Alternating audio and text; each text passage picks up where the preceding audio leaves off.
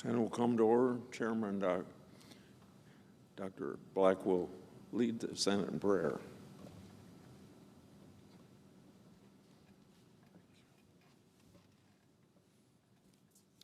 Let us pray.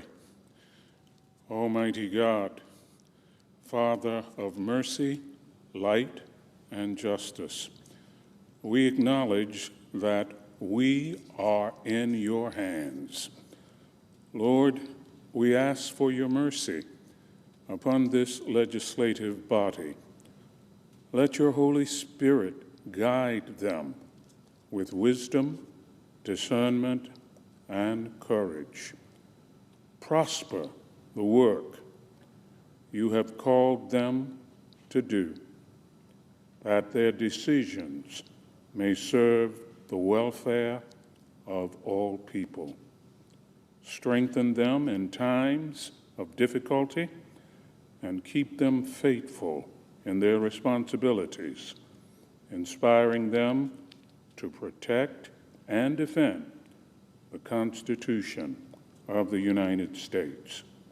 May all that is done in this chamber reflect your wisdom, honor, and love. We pray in your righteous name.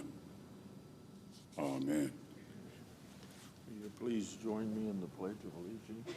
I pledge allegiance to the flag of the United States of America and to the republic for which it stands, one nation under God, indivisible, with liberty and justice for all.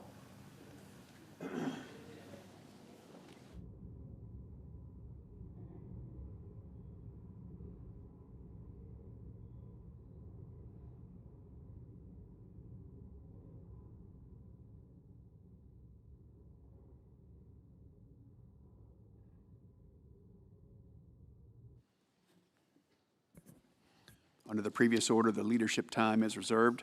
Under the previous order, the Senate will be in a period of morning business with senators permitted to speak therein for up to 10 minutes each. Senator from Iowa. I'm here to show my support for the Prevent Government Shutdown Act. Before I do that, I want to express my support for the proposed continuing resolution and thank Senator Collins for her leadership to make sure government doesn't shut down if that continuing resolution gets to the president. Now, I do prefer passing 12 appropriation bills. And while I do that, I can say at the same time it's my opportunity to tell my colleagues on the other side of the aisle to work with us and get your job done to avoid a government shutdown. Funding the federal government is a core responsibility of Congress. The fiscal year begins October 1st each year. If appropriation bills are not signed into law by the September 30th, lawmakers and the president must agree on a temporary spending resolution. That's known as a continuing resolution. That resolution keeps the government open for business. If that fails, the unfunded parts of government shut down. Now, with increasing frequency, the minority party has used the threat or reality of a government shutdown to try and advance partisan political priorities. Over the past 10 years, we've seen 5 government shutdowns. 3 of them, one a full shutdown and 2 partial shutdowns, have occurred in just the past 9 months. Unfortunately, it looks like we could be headed for a 4th before the end of the year. History has repeatedly shown that shutting down the government is not only bad policy, it's bad politics. it has also shown not to be a great bargaining tool. By a bargaining tool, I mean there's some group of senators or sometimes an individual senator will say, we're going to shut the government down until I get some policy that that individual wants or that group of people want. And you know what? Eventually government opens up and the bargaining tool instrument has not served the purpose of the members that shut down the government. It's a simple fact. It costs taxpayers money to shut down the government and even more to reopen it. And in a time of fiscal crisis like we have now, you shouldn't be wasting that kind of money. The government shutdown reduces essential service to the American people, erodes trust of the American people in their government, and limits the ability of Congress to conduct oversight over federal government operations. I believe Congress needs to stop governing from crisis to crisis, respect the appropriations process, and fulfill its constitutional responsibilities to fund the government. For that reason, and the reason I'm here today, is to talk about the Prevent Government Shutdown Act. That act is introduced by Senator Lankford and Senator Hassan. This bill would make government shutdowns a thing of the past by providing an automatic continuing resolution should Congress fail to complete its job of passing appropriation bills on time. Moreover, it would implement rules designed to enforce common sense principle that if Congress doesn't do its job, Congress doesn't go home. Congress needs to work through regular order to fund the government agencies to avoid our Groundhog Day approach to spending each year. Americans deserve better. They should not be asked to pay a price for congressional dysfunction. It is past time that we put an end to the recurring political sideshow of government shutdown. So that's why I say let's enact the Prevent Government Shutdown Act by Senator Lankford and Senator Hassan. I yield the floor and suggest the absence of a quorum. Clerk will call the roll. Ms. Alsobrooks.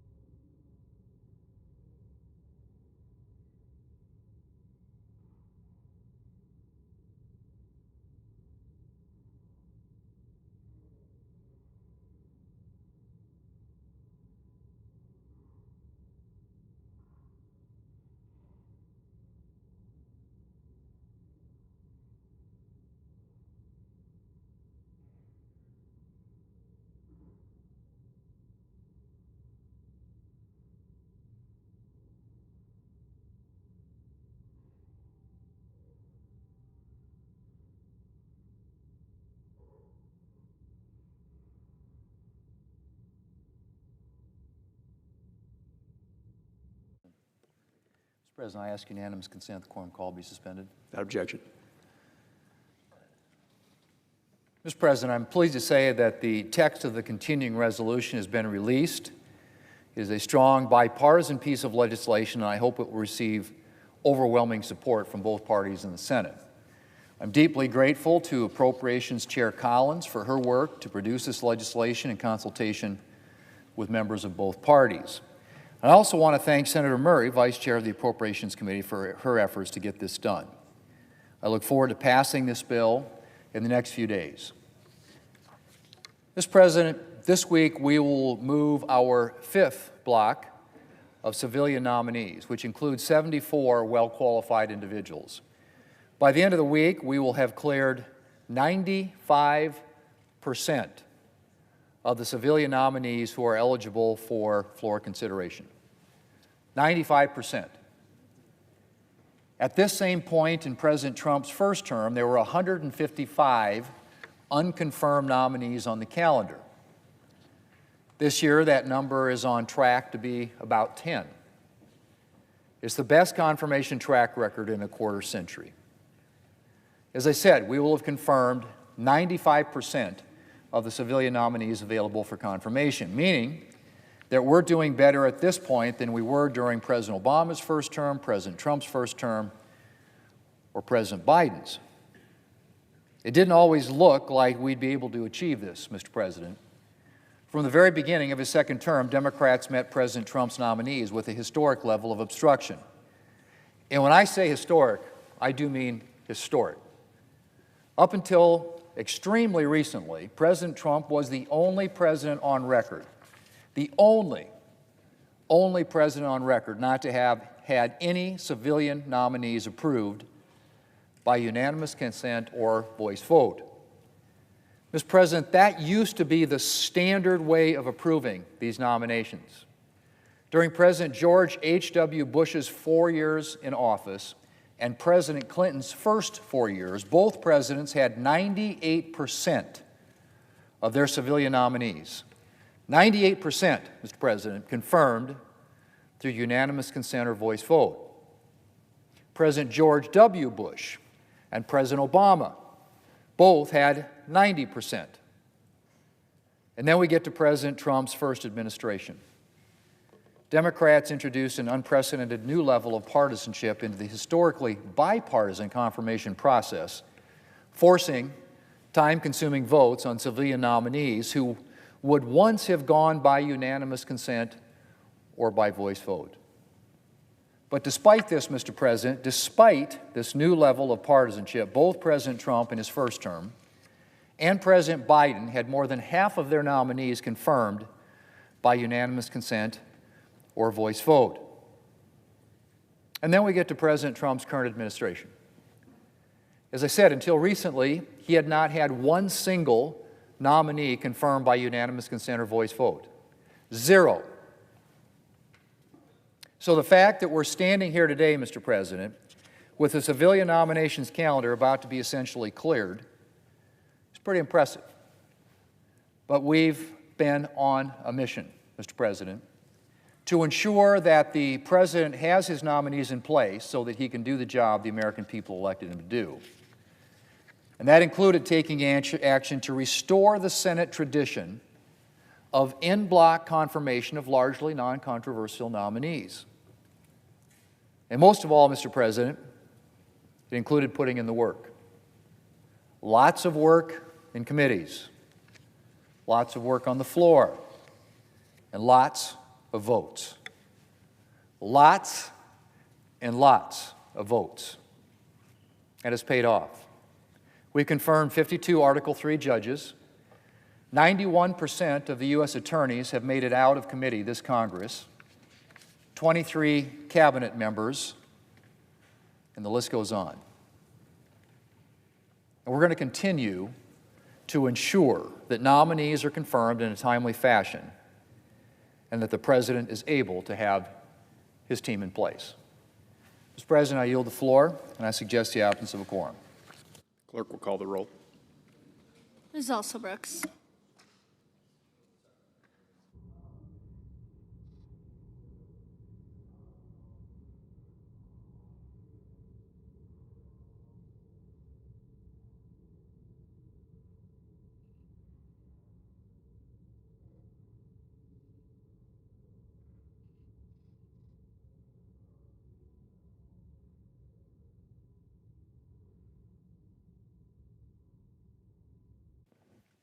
Put us back in a quorum call, right? Mr. President, Majority Leader, I ask unanimous consent the quorum call be suspended, without objection. and I move to proceed to executive session to consider calendar number 910.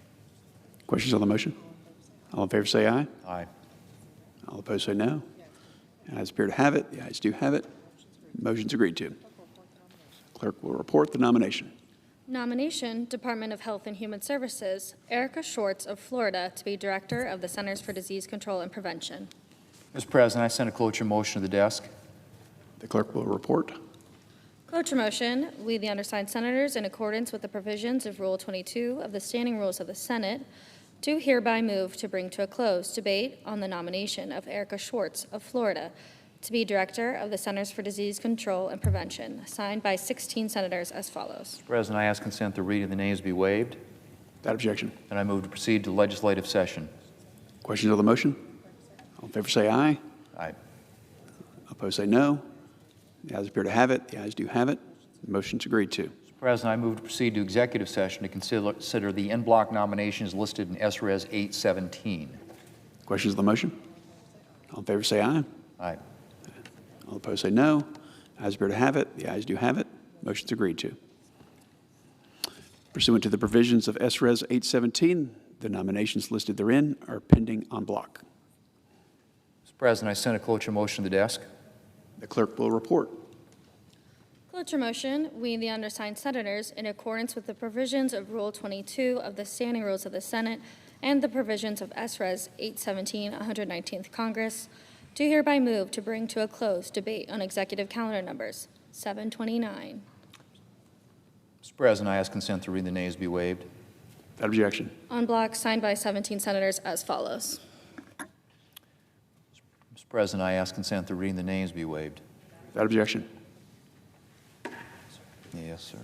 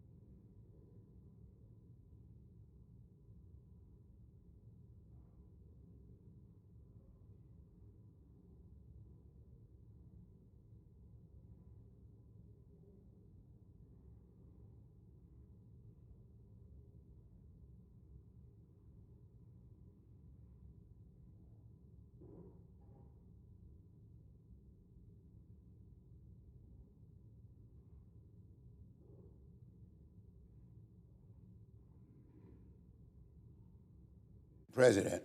Leader. Mr. President,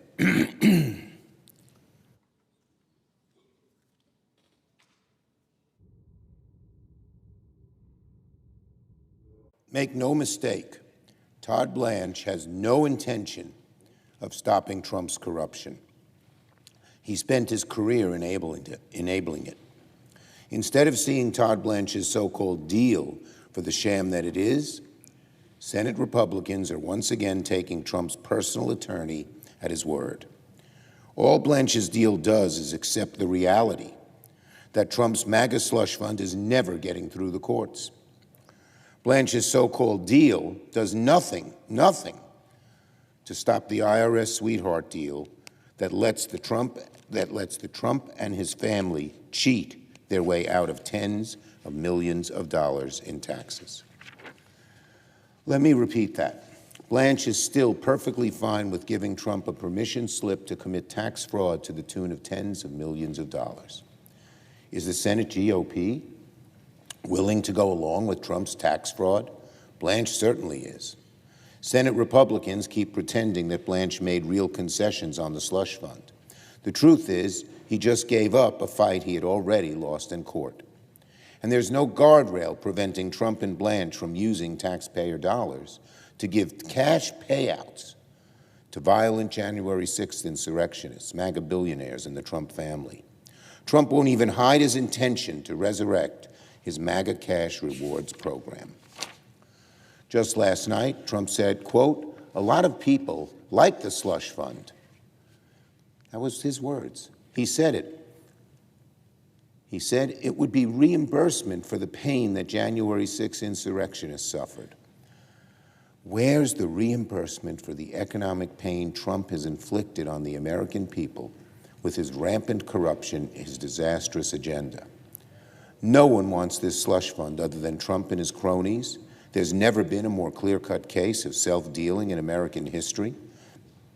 Trump sued himself, settled with himself, and then gave himself tax immunity for life and $2 billion to either pocket, in his own pocket from the federal treasury, or pass out to bad people, all at the taxpayer's expense. Senate Republicans, if you truly care about ending this corruption, then work with us to ban it by law. Don't put the architect of Trump's grifts in charge of the Department of Justice. Now on the pardons bill. Justice is supposed to be blind. Under Donald Trump, justice is for sale. Today I'm introducing legislation with Senators Blumenthal, Hirono, Cortez Masto, and Schiff to stop Trump from abusing his pardon power for personal gain. Our No Payoff for Pardons Act will expose, deter, and prosecute corrupt pardons. Trump sees his pardon power as just another opportunity for grift, for graft, for personal profit. The only thing Trump cares about when granting clemency is how much money you have and where your loyalties lie. Trump has wiped out the slate clean for thousands of January 6 insurrectionists, Medicare fraudsters, white-collar criminals, and the other crooks convicted of swindling the American people. The American people always pay the price for Trump's corruption. Pardons are no exception. Trump's pardons have wiped out nearly $2 billion in repayments owed to the victims of these crimes, and it's the same old grift. Trump picks the pocket of law-abiding Americans to enrich criminals, his cronies, himself. In Trump's America, if you have enough money, or if you have the president's ear, then you're above the law. Our bill reaffirms that federal bribery laws apply to the president and that trying to buy your way out of a prison cell is a crime itself. Our legislation would also require anyone who receives a pardon to disclose financial gifts they made in connection with their clemency. We need to bring these corrupt pardons out of the shadows and into the light so that we can stop them once and for all. Finally, on the CR, Senate Democrats have been crystal clear. We want to fund the government, avoid a shutdown, and pass strong bipartisan appropriations bills that deliver for the American people. The CR released yesterday is a responsible pathway to do just that. The bill allows us to continue negotiating a budget that won't leave working families behind. I applaud Senator Murray for her tireless work and her success in preventing Trump's dangerous efforts to politicize federal grants from taking effect as we fight to block it altogether. Throughout these negotiations, Senate Democrats are fighting for the American people. We will continue fighting for a budget that helps Americans get ahead and thwarts Trump's corrupt, costly, and chaotic agenda that is stretching Americans thin. I yield the floor and note the absence of a quorum. The clerk will call the roll. Ms. Alsop-Brooks.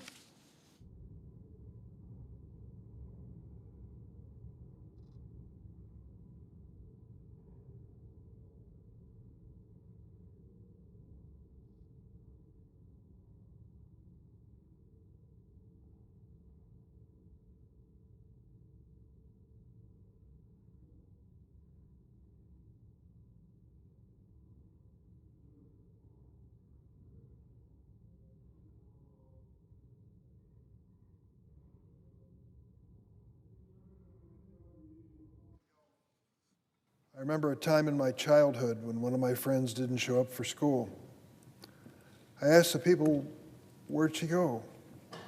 They shook their heads and said, "Polio." When she finally returned, she couldn't walk without heavy leg braces. I'll never forget the agony I saw in her eyes. Sadly, in my childhood, that story was common. For decades, a kid could go to school healthy and be paralyzed before the end of the day. But suddenly it all changed. Dr. Jonas Salk created the polio vaccine. Dr. Sabin came up with a form that didn't require a needle. By 1979, polio was eradicated in America. A disease that would strike fear in the hearts of everyone was a distant memory. Mr. President, I think there's a special place in history reserved for researchers and scientists like Dr. Salk and Dr. Sabin, who devoted their lives to saving others. People like Norman Borlaug, Edward Jenner, Madame Marie Curie, and Albert Calmette. But there's another person whose name could be on that list as well, someone who has saved millions of lives, both in America and around the world, through his lifetime of public service. His name, Dr. Anthony Fauci. Dr. Fauci worked for the National Institutes of Health for 54 years, 38 of which he served as director of the National Institute of Allergy and Infectious Diseases.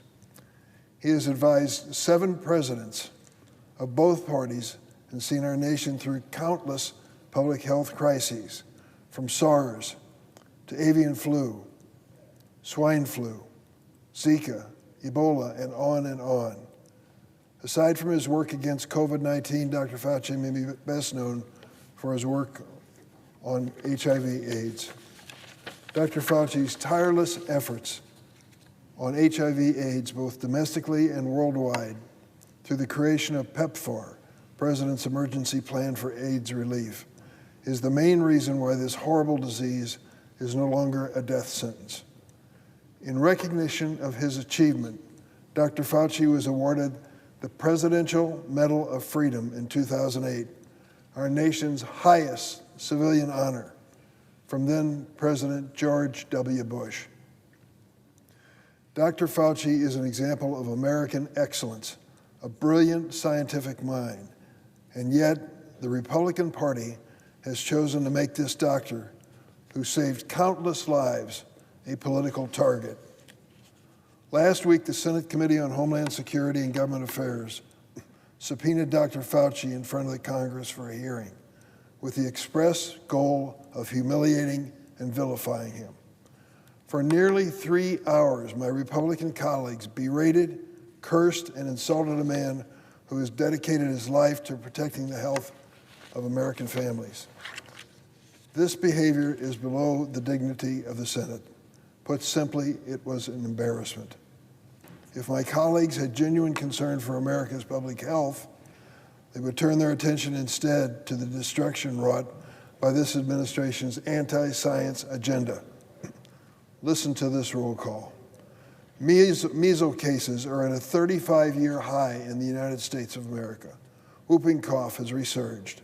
Our response to the hantavirus and cyclospore outbreaks has been abysmal, and hundreds of thousands of people have died due to the administration's vaccine skepticism and public health cuts. If my Republican colleagues want to hold hearings, perhaps they should hold one on the impact of President Trump's cuts to NIH research funding, which have slowed research into heart disease, cancer, and Alzheimer's. Or they could investigate how the FDA has lost 20% of its staff under this administration, deeply damaging food safety efforts. If they were truly concerned for America's health, they would hold hearings on the fact that ACA premiums are doubling for many families across the United States because of the Republicans' big, beautiful bill. These are the real health crises of the day, all entirely of this administration's own making. But my Republican Senate colleagues have chosen to ignore real life and death issues to relitigate COVID conspiracy theories, not in an effort to learn what might have gone wrong or how to prepare for the next pandemic, but instead to try and tear down a man who's devoted his entire life to lifting others up. Dr. Fauci deserves an apology for the way he was treated by my colleagues, and the American people deserve better than the pitiful display we saw in the Senate last Wednesday. Now, Mr. President, I have a statement I'd ask consent to put in a separate place in the record.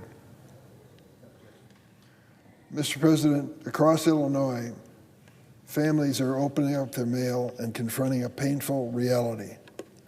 Health care is becoming very difficult to afford. For millions of Americans who buy their own insurance through the Affordable Care Act, the problem became much worse this year after the Republicans on the other side of the aisle allowed enhanced premium tax credits to expire. These credits help working families afford coverage, especially people who do not get health insurance through their employer, including small business owners, independent contractors, and farmers. The average monthly premium for people buying coverage for the ACA Marketplace health insurance increased by 58% this year alone. And many Americans have been forced to switch to plans with higher deductibles just to keep their monthly premium within reach. Others have dropped health insurance altogether. ACA enrollment in my state dropped by 15% because premium costs push my constituents out. For farmers, this health care affordability crisis is particularly painful. Farming is not a 9-to-5 job with a benefits package. Many farmers are self-employed. At the same time, President Trump's war in Iran and reckless tariffs, a version of which he reinstated last week after the Supreme Court struck down his batch of effort, are squeezing American farmers and farmers in Illinois. The cost of diesel fuel, fertilizer, and equipment have all skyrocketed. Now, health insurance is added to the list. National Public Radio in Illinois recently told the story of Ben and Paula Steffen, lifelong farmers in Nebraska.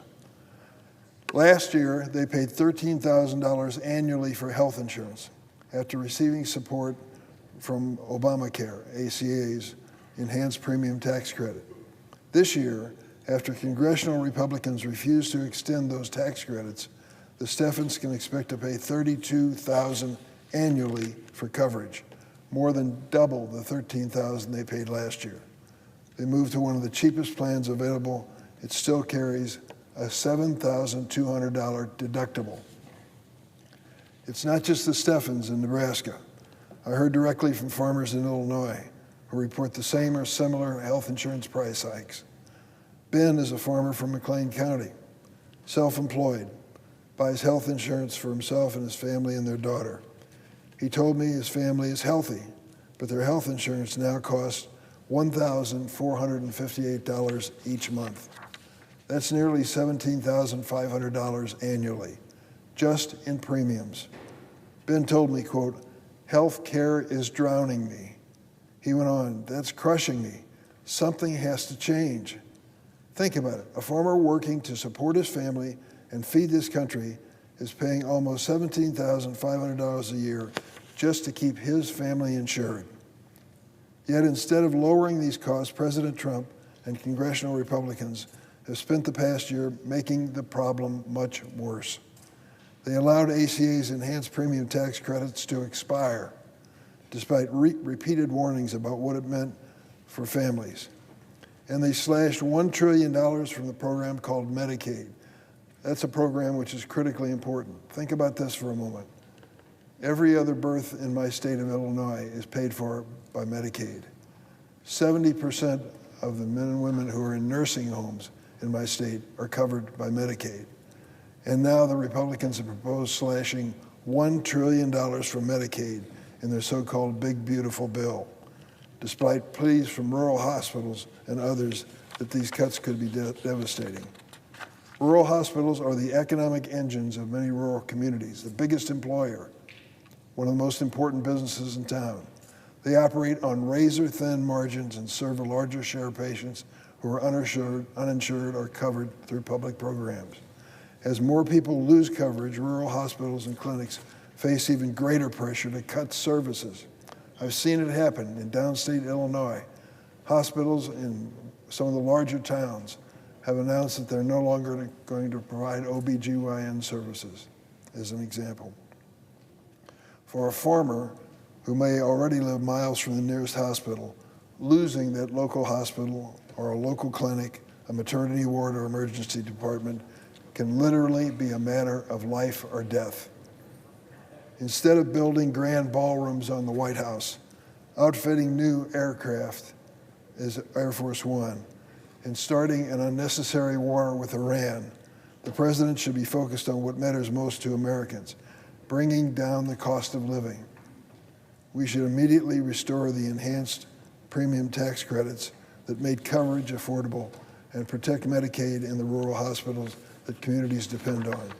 We should also be working together to lower health care costs, not forcing farm families or other families like Ben's to shoulder thousands more in cost each year. Ben told me, quote, "Something has to change." He's right.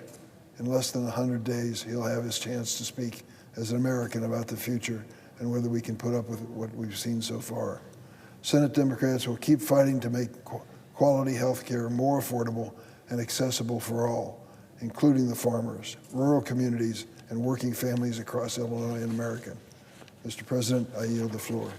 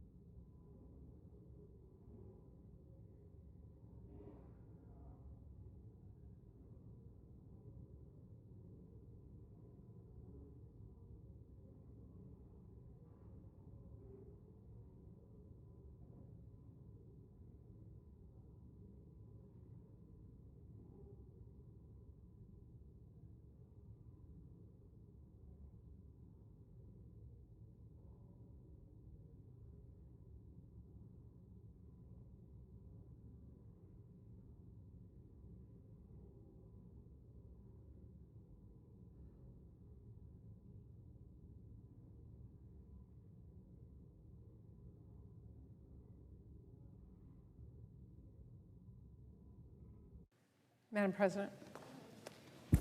The senator from Washington. Thank you, Madam President. We have our work cut out for us as we work to fund the government for the coming fiscal year.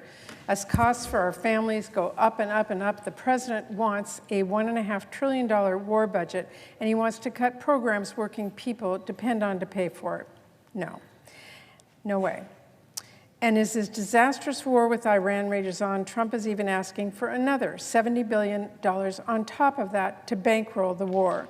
It is really hard to imagine more backward funding priorities, especially as so many families today are struggling and being hurt by the cuts to health care and food aid. Congress is not an ATM to fund Trump's disastrous wars abroad. So, as I've said many times, we need to rip up the president's budget and write a new one. I've been very clear from the start. We absolutely must prioritize helping families and lowering costs as we do that.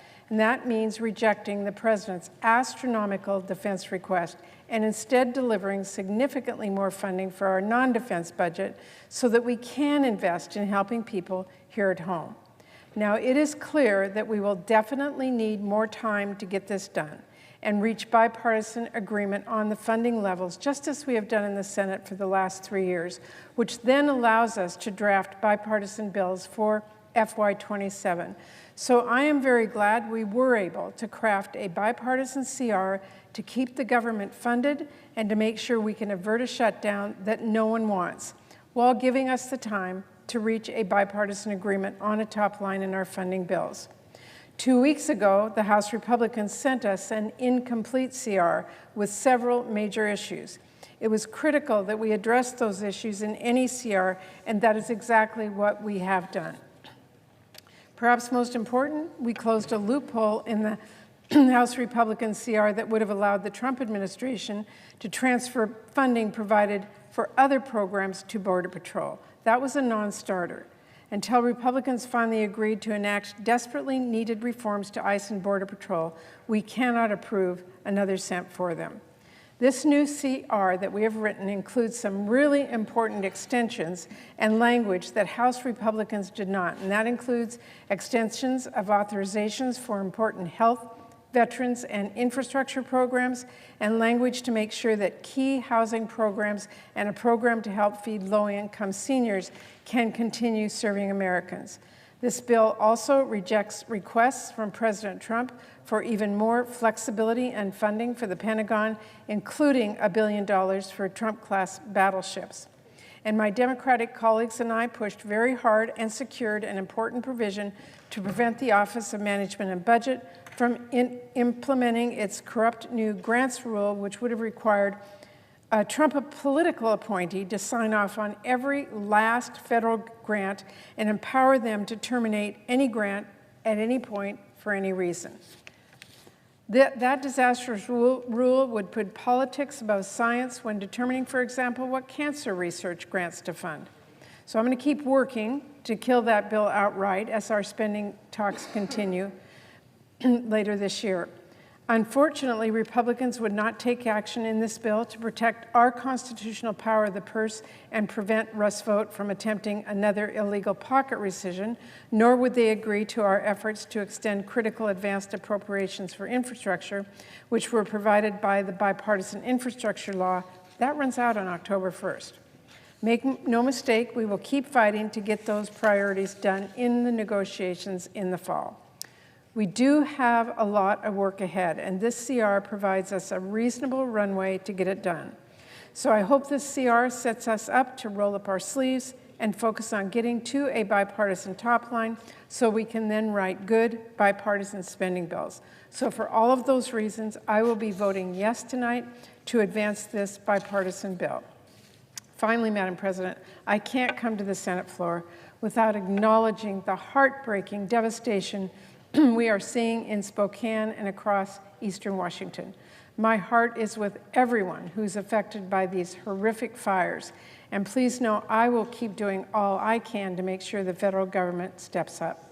This short-term funding bill, importantly, includes flexibilities for the Disaster Relief Fund so it can serve our communities in need during the CR. I'm glad FEMA has so far approved the FMAG requests our local officials have made as they are fighting these wildfires. And last night, our governor made a formal request to the president for an expedited emergency declaration. I'm leading our entire congressional delegation, Democrats and Republicans, in urging the president to approve that request immediately. And I do want to say how grateful I am to the fire crews and first responders who are working around the clock to save lives and property, and how inspired I am by the way the Spokane community has come together to support those who have lost their homes or are under evacuation orders. I'll have far more to say on this crisis, but let me close with this. As the Vice Chair of the Appropriations Committee and a voice for Spokane here in the United States Senate, I will do everything in my power to make certain Eastern Washington gets every cent they need to fight these horrific fires and to rebuild and recover over the long term. Thank you, Madam President. I yield the floor.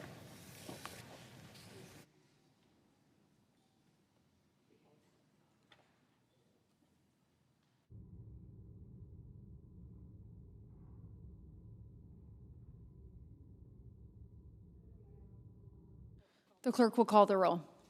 Ms. Elsa-Brooks.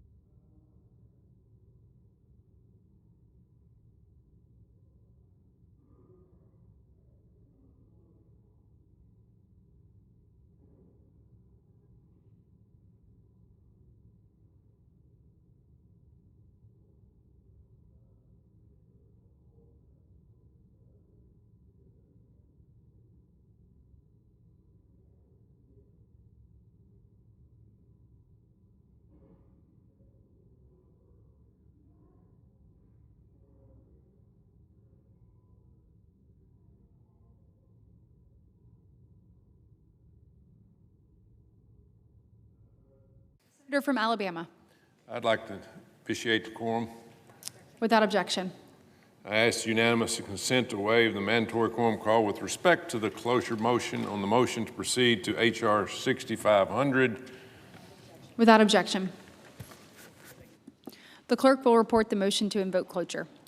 Cloture motion, we the undersigned senators, in accordance with the provisions of Rule 22 of the Standing Rules of the Senate, do hereby move to bring to a close debate on the motion to proceed to calendar number 320, H.R. 6500, an act to extend duty-free treatment provided with respect to imports from certain countries in Africa under the African Growth and Opportunity Act to extend custom user fees and for other purposes, signed by 17 senators. Under the previous order, the mandatory quorum call under Rule 22 has been waived. The question is it the sense of the Senate that a debate on the motion to proceed to H.R. 6500, an act to extend duty-free treatment provided with respect to imports from certain countries in Africa under the African Growth and Opportunity Act to extend custom user fees and for other purposes shall be brought to a close? The yeas and nays are mandatory under the rule. The clerk will call the roll. Ms. Alsa-Brooks, Mr. Armstrong, Ms. Baldwin, Mr. Banks, Mr. Barrasso, Mr. Bennett, Mrs. Blackburn, Mr. Blumenthal, Ms. Blunt-Rochester, Mr. Booker, Mr. Bozeman, Mrs. Brett. Aye.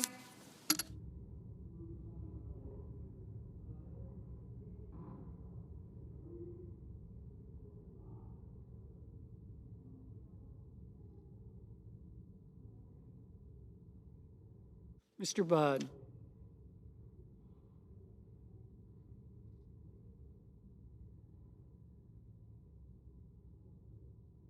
Ms. Cantwell.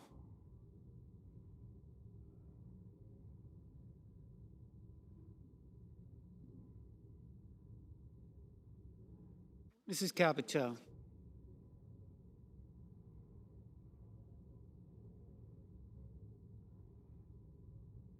Mr. Cassidy. Ms. Collins. Mr. Coons. Mr. Cornyn. Ms. Cortez Masto. Mr. Cotton.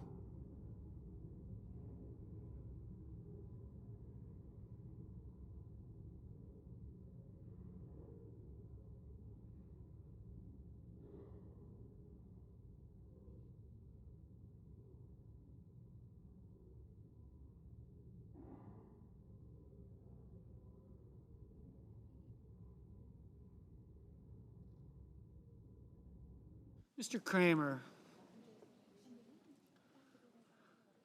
Mr. Crapo. Mr. Cruz.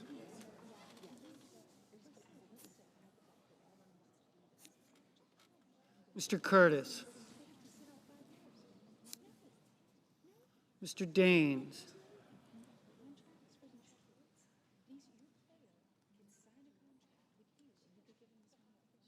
Ms. Duckworth.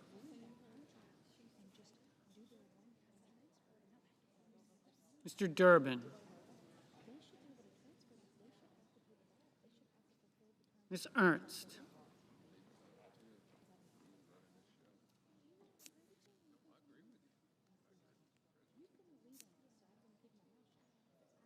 Mr. Fetterman.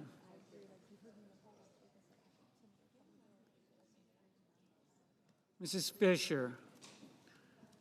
Mr. Gallego.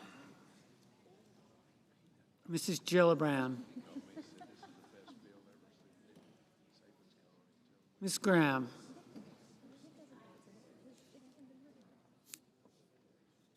Mr. Grassley.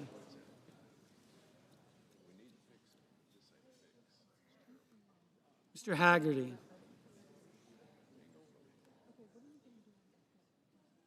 Ms. Hassan.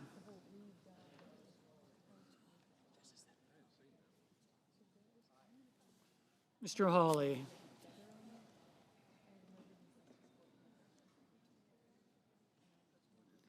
Mr. Heinrich.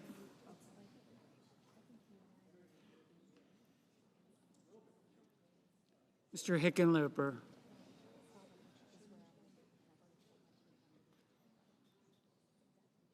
Mr. Rono. Mr. Hoven.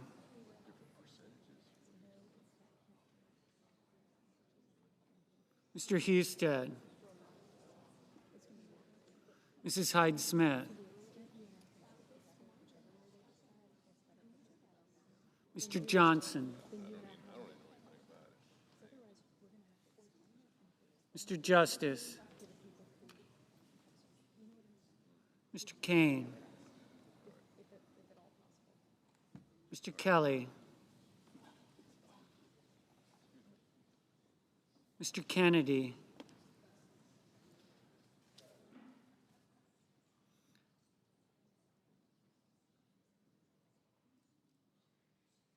Mr. Kim. Mr. King. Ms. Klobuchar. Mr. Langford. Mr. Lee.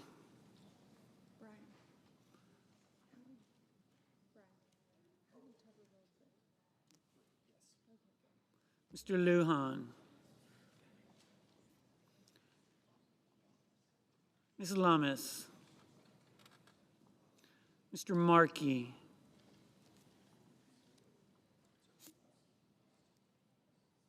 Mr. Marshall. Mr. McConnell. Mr. McCormick. Mr. Merkley. Mrs. Moody. Mr. Moran. Mr. Moreno. Ms. Markowski. Mr. Murphy, Mrs. Murray, Mr. Ossoff, Mr. Padilla, Mr. Paul, Mr. Peters,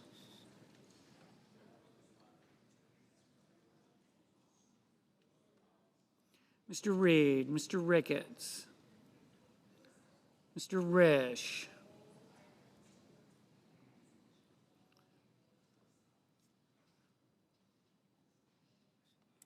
Ms. Rosen, Mr. Rounds,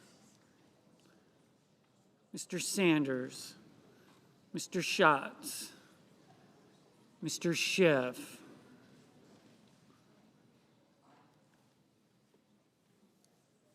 Mr. Schmidt,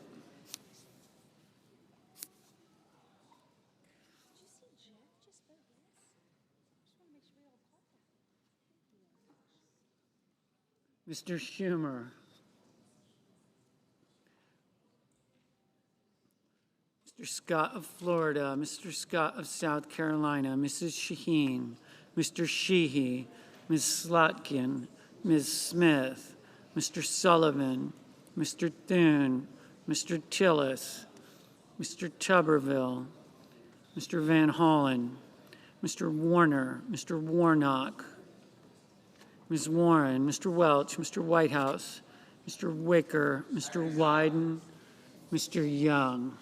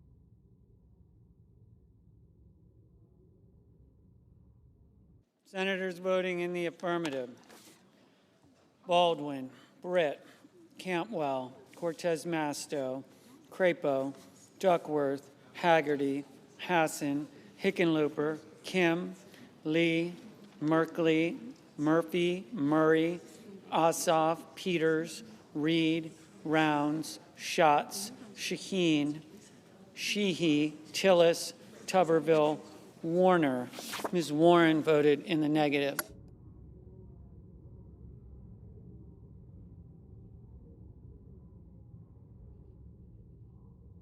Mr. Kramer. Mr. Kramer, aye.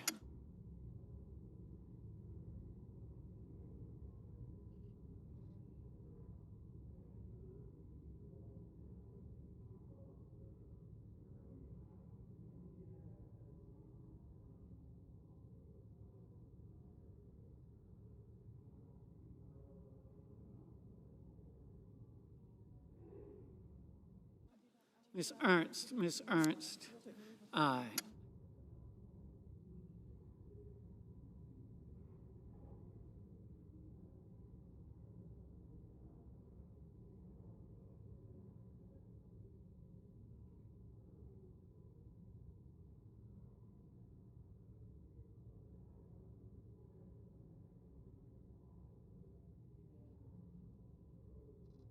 Mr. Durbin, aye.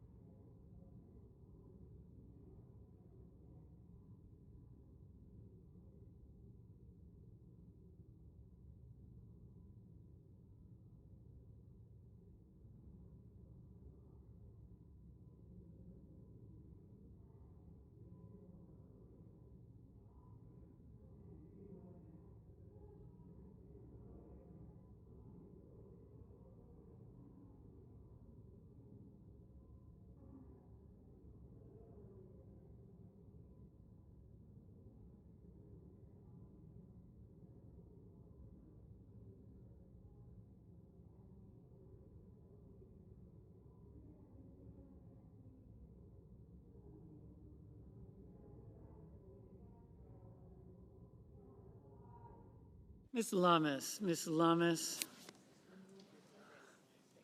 aye.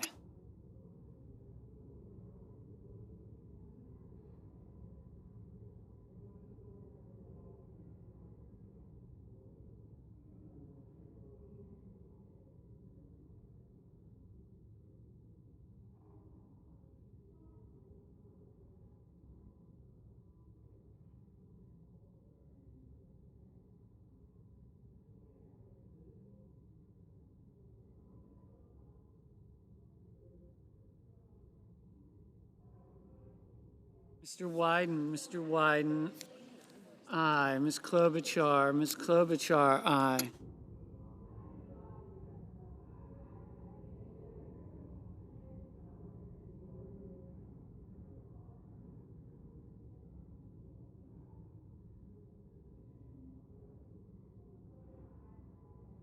Mrs. Gillibrand, aye.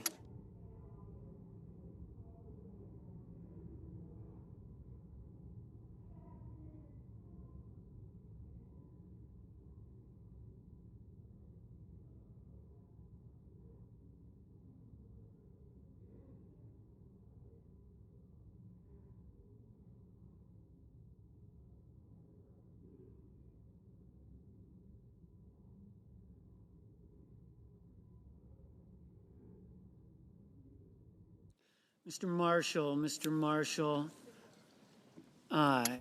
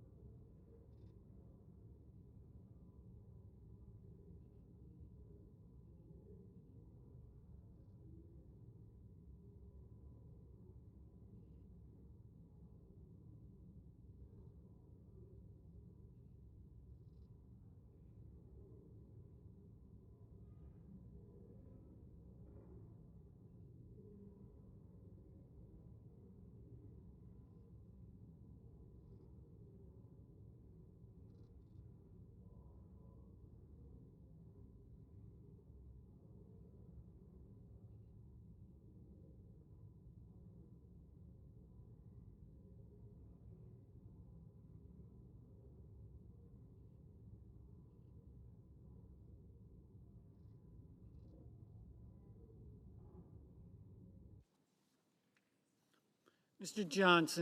Johnson, aye. Mr. Risch, aye. Mr. McCormick, aye. Ms. Smith, aye.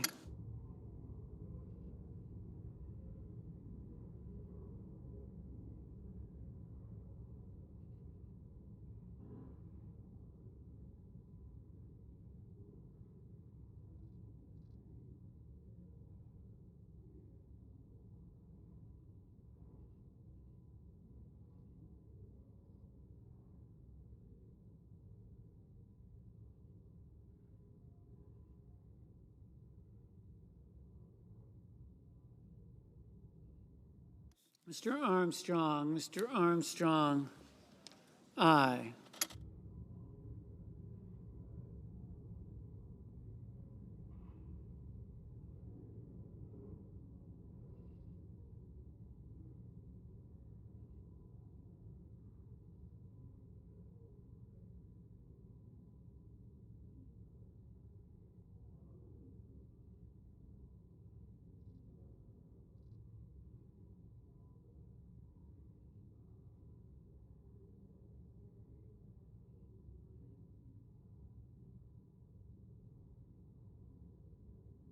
Mrs. Hyde Smith, aye.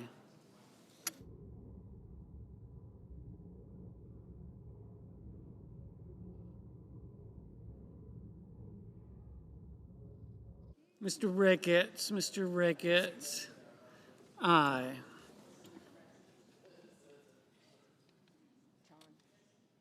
Ms. Collins,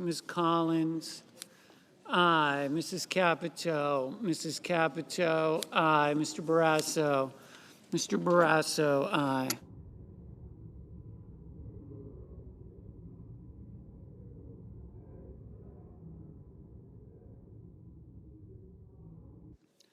Mr. Daines, aye.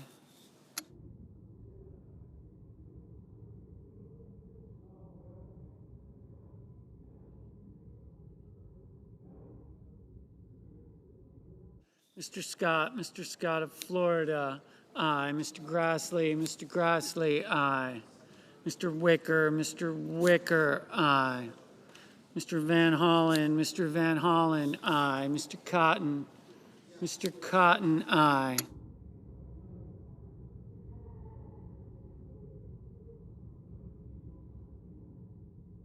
Mr.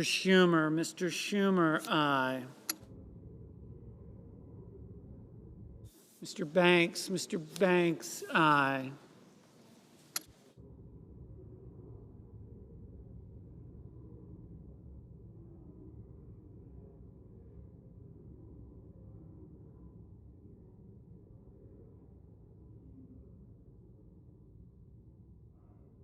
Mr. Langford, aye.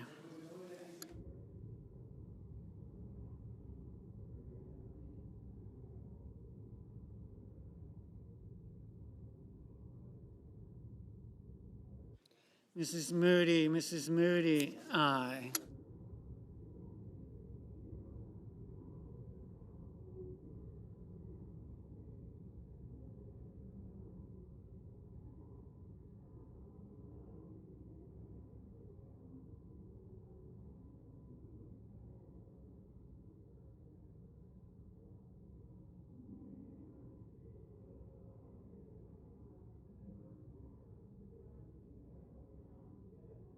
Mr. Lujan, aye.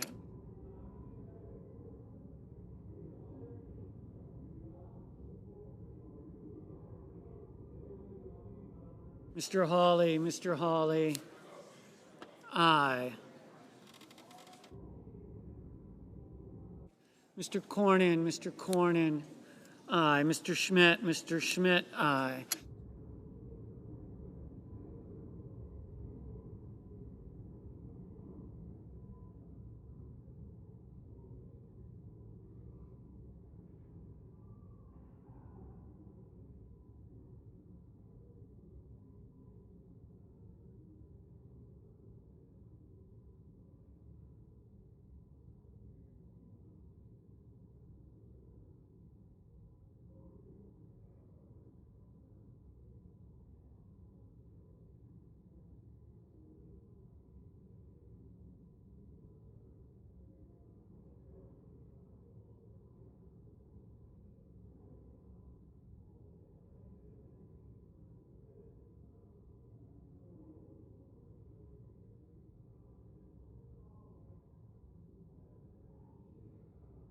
Mr. Bozeman, Mr. Bozeman, aye.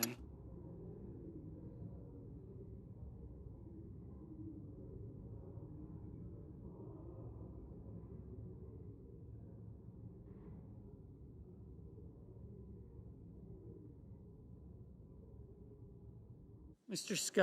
Scott of South Carolina, aye. Mr. Budd, aye.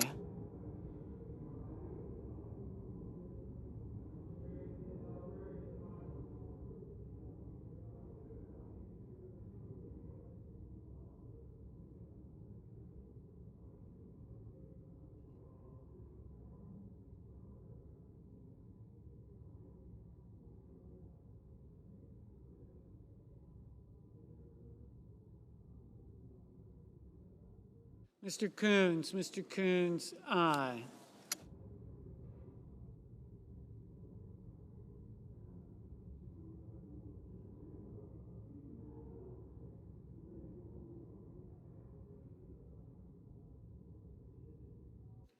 Mr. Curtis, aye.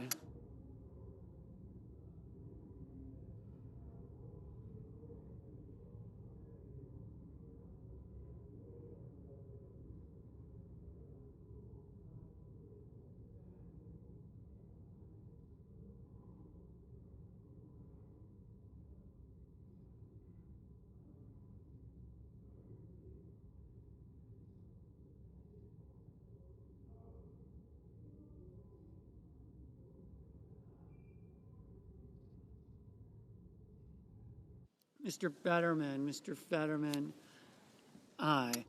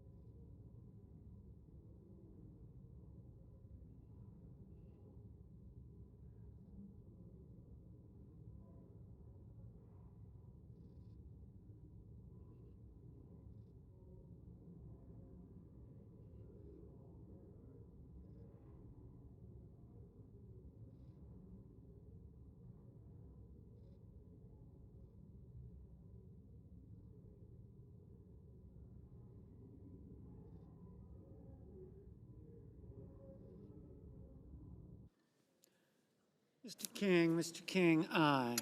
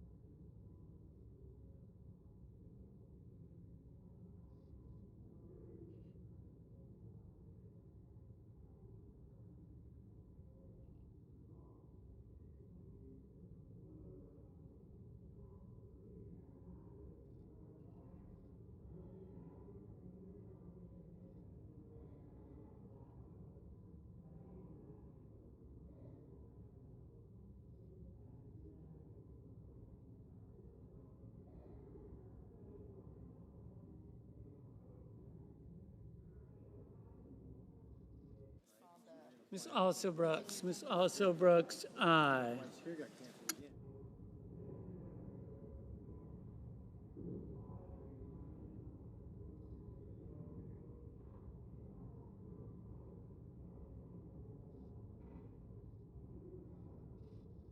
Mr. Bennett. Mr. Bennett, aye.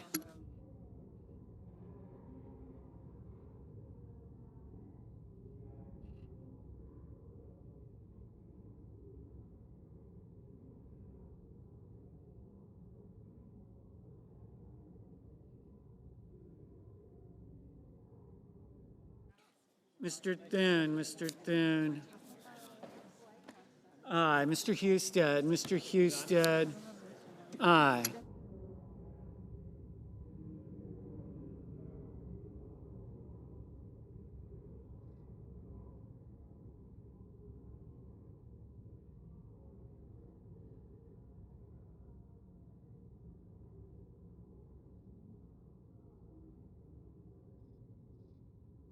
Mr. Gallego. Mr. Gallego, aye.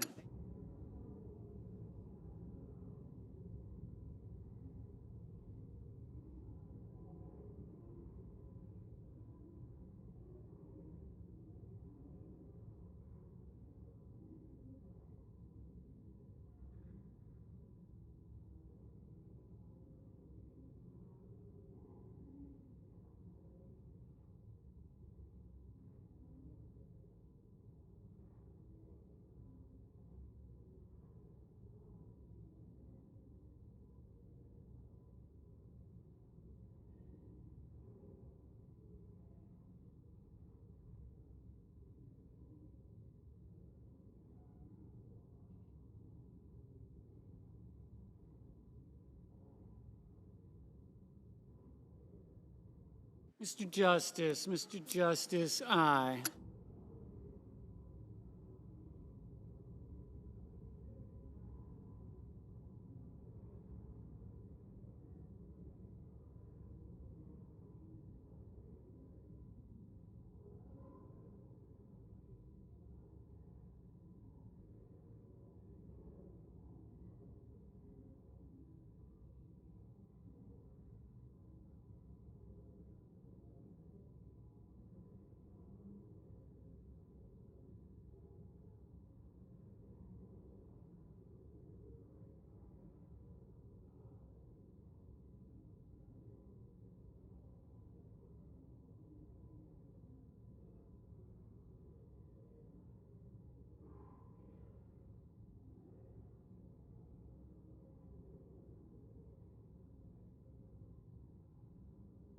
Ms. Hirono. Ms. Hirono, aye.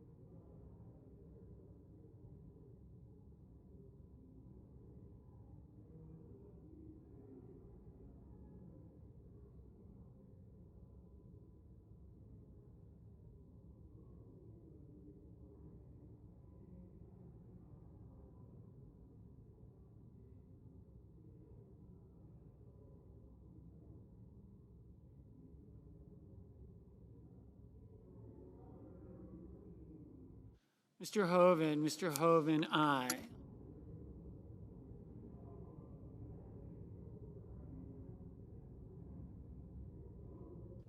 Mrs. Fisher. Mrs. Fisher, aye.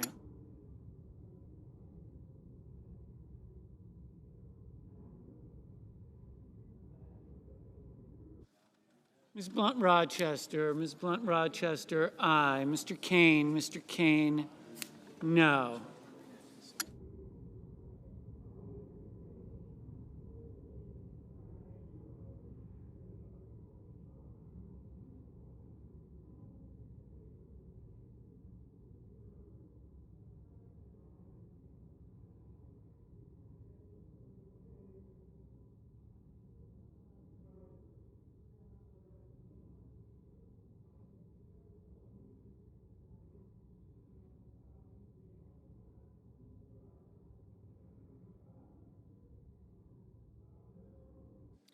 Mr. Padilla, aye.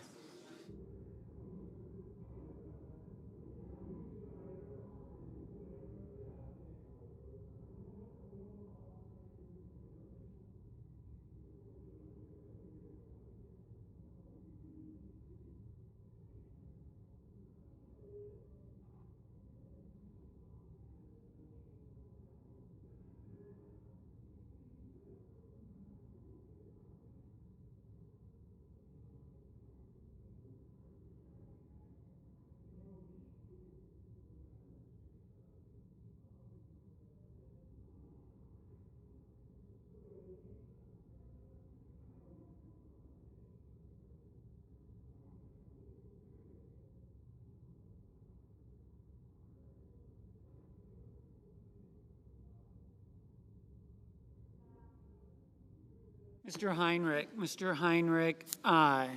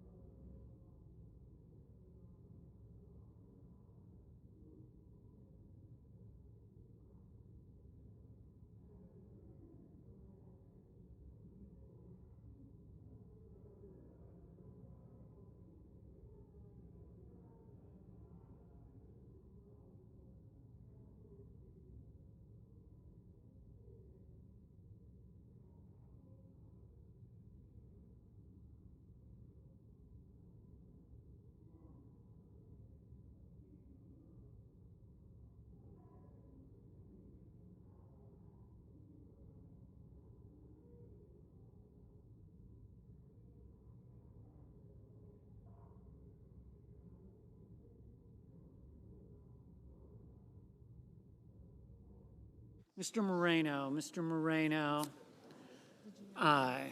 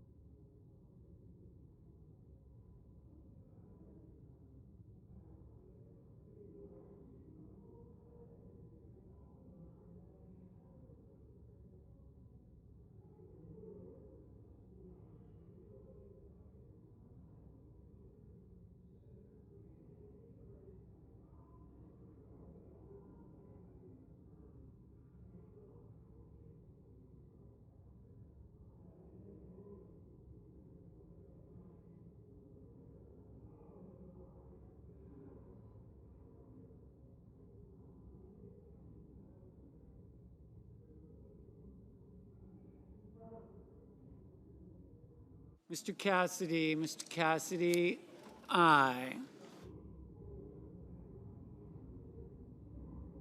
Mr. Sullivan, aye.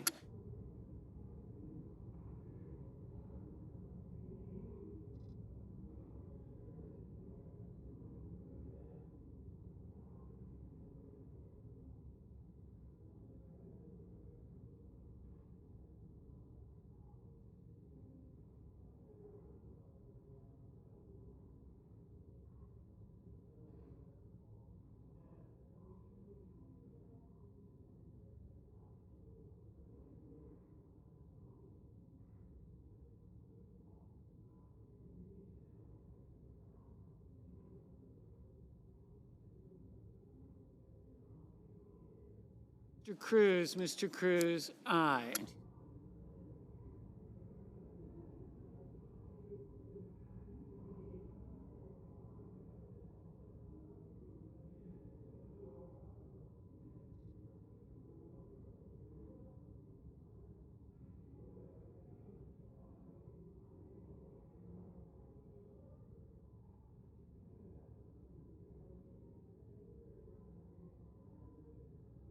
Mr. Blumenthal, aye.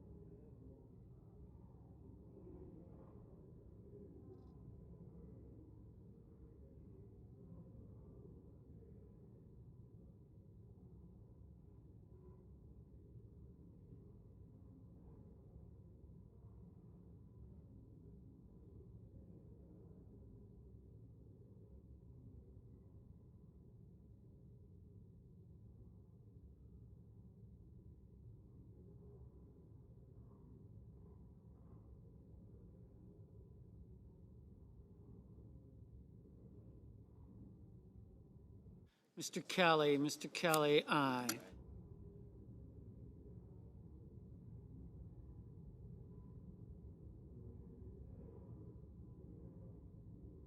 Mr. Young, aye.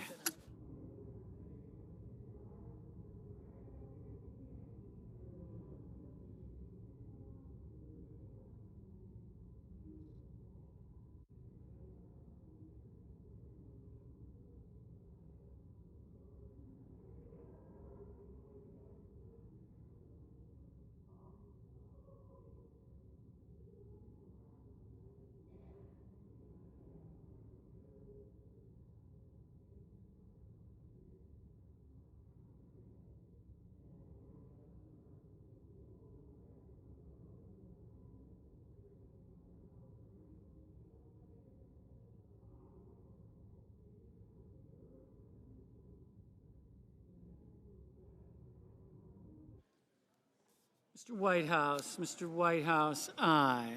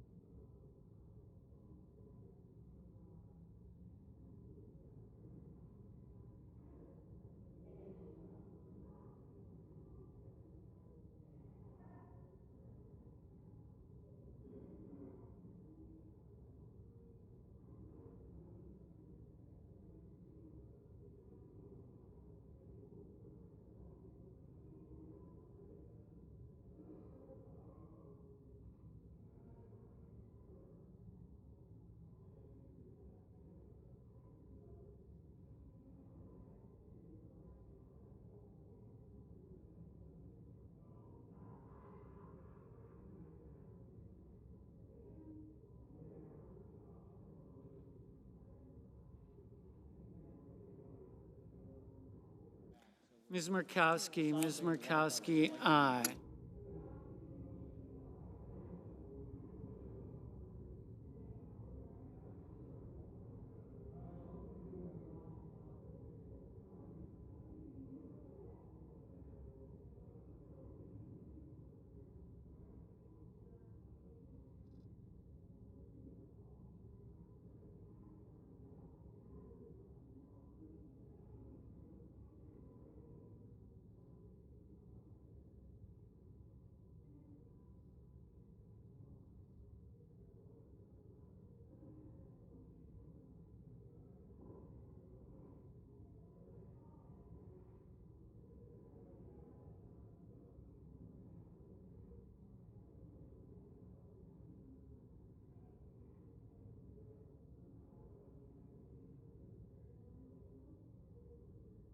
Mr. Sheff, aye.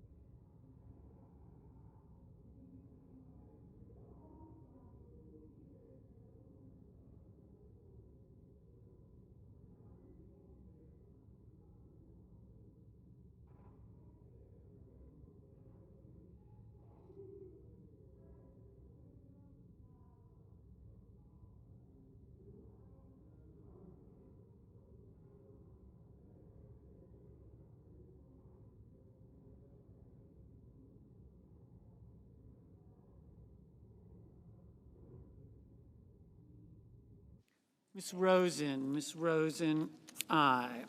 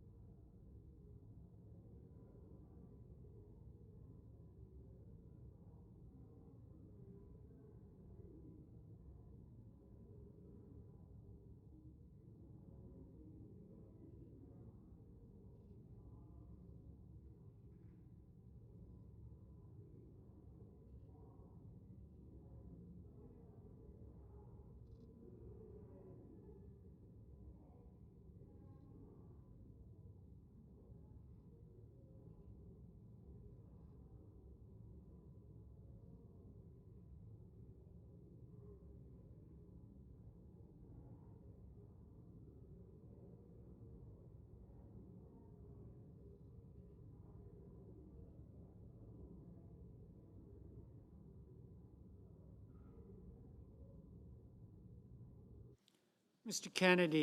Kennedy, aye.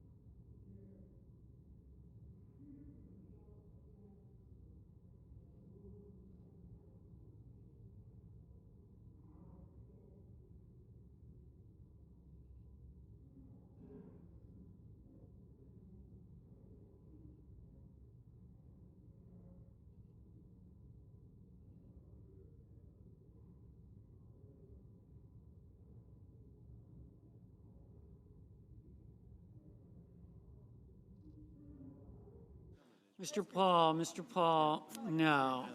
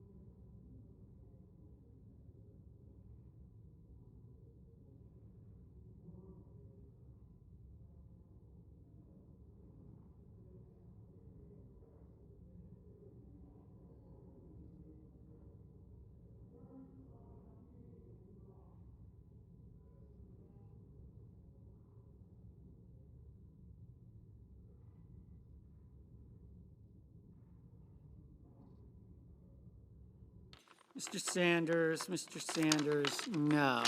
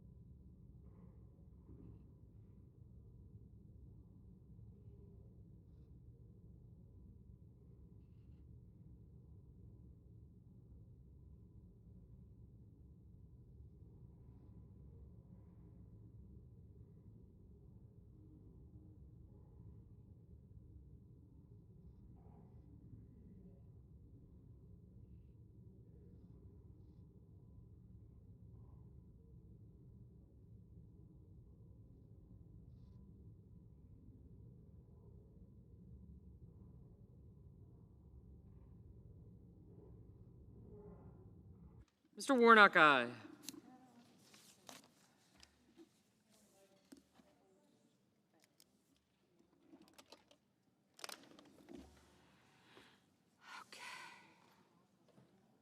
Ms. Graham. Oop.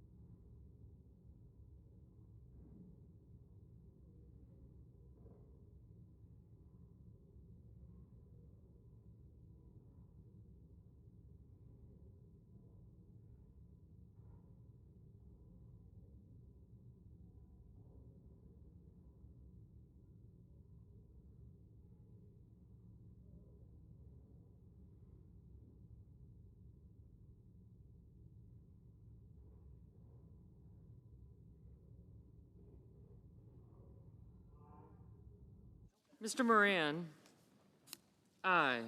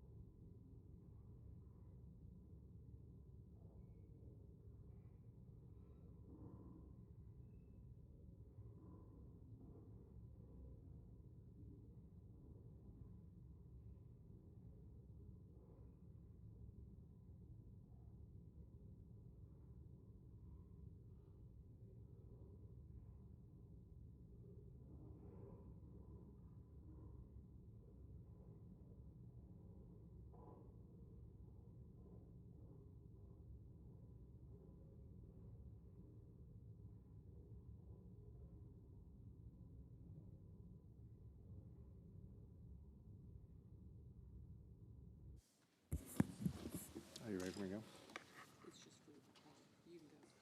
Okay. On this vote, the yeas are 89 and the nays are 4. 3/5 of the senators duly chosen and sworn having voted in the affirmative, the motion is agreed to. The clerk will report the motion to proceed. Motion to proceed to calendar 320, HR 6500, an act to extend duty-free treatment and so forth and for other purposes. Mr. President. Senator from Kansas. Mr. President, I ask unanimous consent that the Senate be in a period of morning business with senators permitted to speak therein for up to 10 minutes each. Without objection. Mr. President. Mr. President, I ask I understand that there is a bill at the desk, and I ask for its first reading. The clerk will read the title of the bill for the first time. S 5221, a bill to prohibit the purchase, sale, or exchange of non-public information and for other purposes. Mr. President, I now ask for a second reading and in order to place the bill on the calendar under the provisions of Rule 14, I object to my own request. The objection is heard. The bill will be read for the second time on the next legislative day. Mr. President, I ask unanimous consent the Senate proceed to the immediate consideration of the calendar number 132, S-289. The clerk will report. Calendar number 132, S-289, a bill to ban the sale of products with a high concentration of sodium nitrate to individuals and for other purposes. Without objection, the Senate will proceed to the measure. I ask unanimous consent that the bill be considered read a third time. Without objection. I know of no further debate on the bill. If there's no further debate, the question is on passage of the bill. All in favor say aye. Aye. All opposed say no. The ayes appear to have it. The ayes do have it. The bill is passed. Mr. President, I ask unanimous consent that the motion to reconsider be considered made and laid upon the table. Without objection. Mr. President, I ask unanimous consent that the Senate proceed to the immediate consideration of calendar 347 S3977. The clerk will report. Calendar number 347 S3977, a bill to amend Title II United States Code to modify certain bankruptcy eligibility requirements and for other purposes. Without objection, the Senate will proceed to the measure. Mr. President, I now ask unanimous consent that the bill be considered read a third time and passed, and that the motion to reconsider be considered made and laid upon the table. Without objection. Mr. President, I ask unanimous consent the Senate proceed to the immediate consideration of calendar 422 S2666. The clerk will report. Calendar number 422 S2666, a bill to direct the Federal Communications Commission to establish a task force of unlawful robocalls and for other purposes. Without objection, the Senate will proceed to the measure. I ask unanimous consent that the committee reported substitute amendment be agreed to, the bill as amended be considered read a third time and passed, and that the motions to reconsider be considered made and laid upon the table. Without objection. Mr. President, I now ask unanimous consent that when the Senate completes its business today, it stand adjourned until 10 a.m. on Tuesday, August 4th, that following the prayer and pledge, the journal proceedings be approved to date, the morning hour be deemed expired, the time for the two leaders be reserved for their use later in the day, morning business be closed, and the Senate resume consideration of the motion to proceed to H.R. 6500 post-cloture. Further, that the Senate recess from 12:30 to 2:15 tomorrow for the weekly conference meetings, and that all time during recess adjournment, leaders' remarks and the morning business count post-closure on the motion to proceed to H.R. 6500. Without objection. If there is no further business to come before the Senate, I ask that it stand adjourned until under the previous order. The Senate stands adjourned until 10 a.m. tomorrow.